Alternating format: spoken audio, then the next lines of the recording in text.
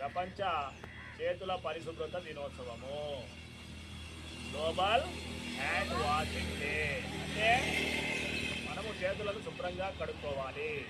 మన ఆరోగ్యము మన చేతుల పరిశుభ్రతలోనే ఉంటుంది, తెలుసు కదా. చేతులు శుభ్రంగా కడుక్కోవాలి. భోజనానికి ముందు కడుక్కోవాలి శుభ్రంగా. తర్వాత మనం బయటకు వెళ్ళిన తర్వాత కూడా చేతులు శుభ్రతో శుభ్రంగా కడుక్కోవాలి. ఎలా కడుక్కోవాలి? సబ్బు తీసుకొని ఇలా ఇలా కడుక్కొని ఇలా మధ్యలో ఇలా అని శుభ్రంగా ఇట్లా సబ్బుతోటి కడుక్కోవాలి. ఎప్పుడు కడుక్కోవాలి? భోజనం చేసే ముందు శుభ్రంగా చేతులు కడుక్కోవాలి. చేతులు కడుక్కోవడం వల్ల ఏమవుతుంది?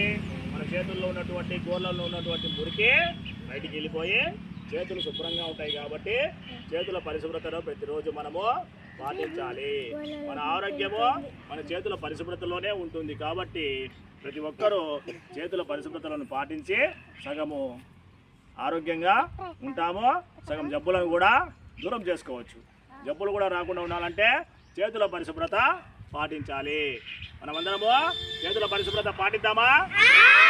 శుభ్రంగా కడుక్కుందామా? ఆరోగ్యంగా ఉందామా? నేను చెప్పింది చెప్పండి. చేతుల పరిశుభ్రత పాటిద్దాం, ఆరోగ్యంగా ఉందాము,